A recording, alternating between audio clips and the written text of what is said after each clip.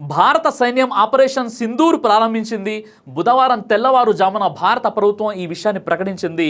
మొత్తం 9 ప్రాంతాలను లక్ష్యంగా చేసుకున్నట్లు తెలియజేయడం జరిగింది.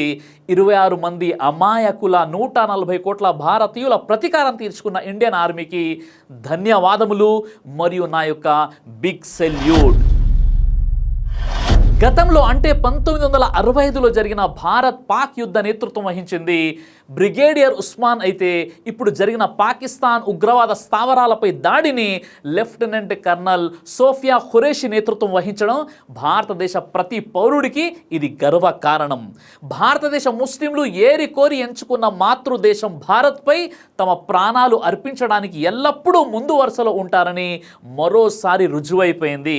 పహల్గాంలో పర్యాటకులపై జరిగిన ఉగ్రదాడి తర్వాత భారత్ పాకిస్తాన్ల మధ్య ఉద్రిక్తత పరిస్థితులు మనం చూస్తున్నాం.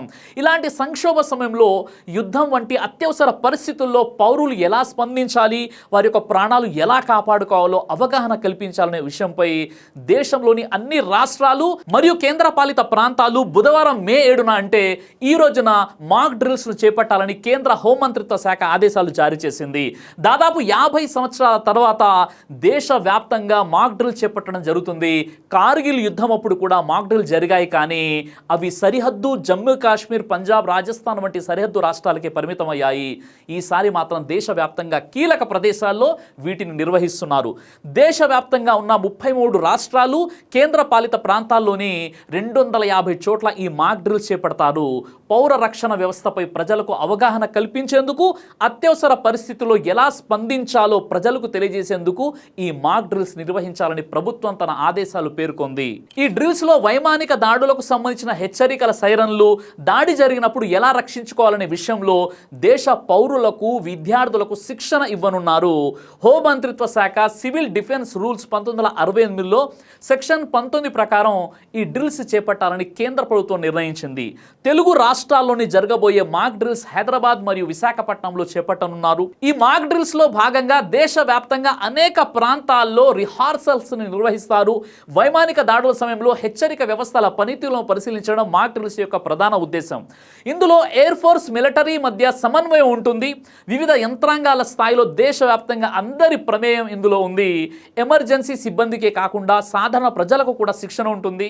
ఈ రోజు సాయంత్రం 4 గంటలకు మాక్ డ్రిల్స్ ప్రారంభమవుతుంది. హైదరాబాద్లోని 4 గంటల 15 నిమిషాలకు సికింద్రాబాద్, గోల్కొండ, కంచన్బాగ్, డిఆర్డిఏ, మౌలాలిలోని ఎన్ఎఫ్సిలో డిఫెన్స్ బృందాలు మాక్ డ్రిల్ నిర్వహిస్తారు. పోలీసులు, ఫైర్, ఎన్డీఆర్ఎఫ్, వైద్య, రెవెన్యూ, స్థానిక అధికారులు ఆయా ప్రాంతాలకు చేరుకుంటారు. అత్యవసర పరిస్థితుల్లో ఎలా వ్యవహరించాలో ప్రజలకు అవగాహన కల్పిస్తారు. ఈ మాక్ డ్రిల్లో 12 సివిల్ డిఫెన్స్ సర్వీసులు పాల్గొననున్నాయి. సాయంత్రం 4 గంటలకు 4 ప్రాంతాల్లో ఎయిర్ రైడ్ డ్రిల్ నిర్వహిస్తారు. ఇందులో భాగంగా నగరమంతా సైరన్లు మోగించనున్నారు. అన్ని కూడలలో 2 నిమిషాల పాటు సైరన్లు మోగనున్నాయి. సైరన్ రాగానే ఎలక్ట్రికల్ పరికరాలు, లైట్లు, స్టవ్లు ఆపాలని అధికారులు సూచిస్తున్నారు.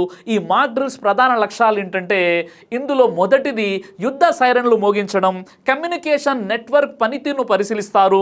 రెండవది కంట్రోల్ రూమ్స్ పనితీరును మాక్ డ్రిల్లో భాగంగా కంట్రోల్ రూమ్స్ ఎలా పనిచేస్తున్నాయి, వాటి సామర్థ్యాన్ని అంచనా వేస్తారు.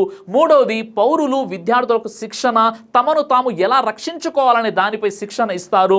సురక్షిత ప్రాంతాలకు ఎలా వెళ్ళాలి, సైరన్లు మోగినప్పుడు ఎలా స్పందించాలి. నాలుగోది వైమానిక దాడి లేదా సాధారణ దాడి జరిగినప్పుడు జనాలను ఎలా ఖాళీ చేయించాలనేది ఉంటుంది. దాడి సమయంలో శత్రు విమానాలు గుర్తించకుండా ఉండేందుకు బ్లాక్ అవుట్ చర్యలు ఉంటాయి. లైట్స్ ఆర్పేయడం, ప్రజలు ఎక్కువగా ఉన్న ప్రాంతాల్లో లైట్స్ తీసేసి సురక్షిత ప్రాంతాలకు వెళ్ళడం. ఐదో చర్యగా కీలక మౌలిక సదుపాయాలను కవర్ చేయడం ఉంటుంది. ముఖ్యంగా విద్యుత్ కేంద్రాలు, కమ్యూనికేషన్ టవర్లు, ఇంధన డిపోలు వంటి వాటిని కప్పేస్తారు. దీనికోసం నెట్స్, కవర్లు, ఆకుల వంటి ఉపయోగిస్తారు. ఇలా 1971 యుద్ధ సమయంలో తాజ్ మహల్ను కూడా కెమోప్లాజ్ వస్త్రంతో కప్పిపెట్టారు. ఆరో చర్యగా అధిక రిస్క్ ఉండే ప్రాంతాల్లో ప్రజలను ఖాళీ చేయించే ప్రక్రియ ఉంటుంది. దీనికి అనుగుణంగా బంకర్ల వంటివి శుభ్రం చేసి వాటిని సిద్ధంగా ఉంచుతారు. అయితే మాక్ డ్రిల్ సమయంలో గుర్తుంచుకోవాల్సినటువంటి విషయాలు ఏంటంటే, ముందుగా మనం భయపడకూడదు. స్థానిక అధికారులు జారీ చేసే మార్గదర్శకాలను మాత్రమే మనం పాటించాలి.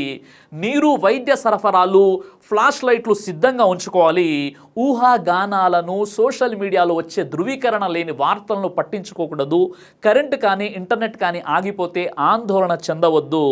అధికారిక అప్డేట్ల కోసం రేడియో లేదా ప్రభుత్వ ఛానళ్లను మాత్రమే ఫాలో అవ్వాలి. అయితే సోషల్ మీడియా ఇన్ఫ్లుయెన్సర్స్ అలాగే సోషల్ మీడియాలో ఎప్పుడు యాక్టివ్గా ఉండి ఏదో ఒక పోస్ట్ పెట్టేవారు మాత్రం చాలా జాగ్రత్తగా రూమర్స్ని ఎట్టి పరిస్థితుల్లో స్ప్రెడ్ చేయకూడదు.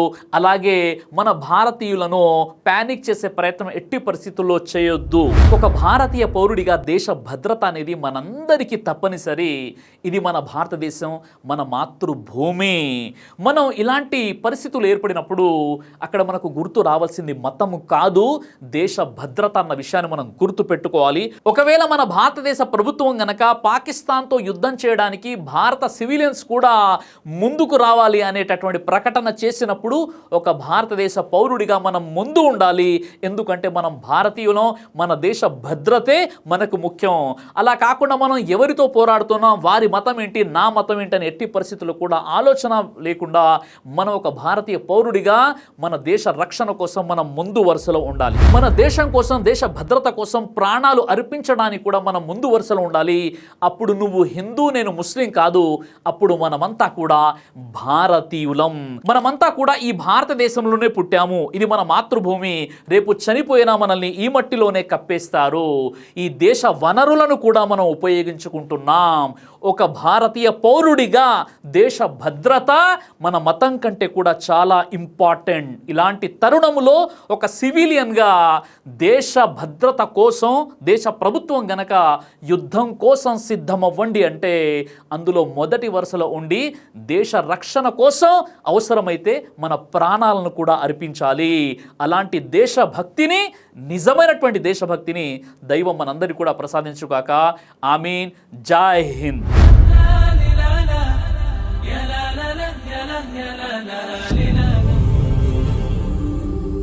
బ్రదర్ సిరాజ్ అని యూట్యూబ్ ఛానల్ని మీరు సబ్స్క్రైబ్ చేసినట్లయితే ఇన్షాల్లా దేవచిత్తం అయితే మీకు వీడియోస్ వస్తుంటాయి. అదేవిధంగా బ్రదర్ సిరాజ్ అనేటటువంటి ఫేస్బుక్ని కూడా లైక్ చేయడం వల్ల మీకు వీడియోస్ వస్తుంటాయి.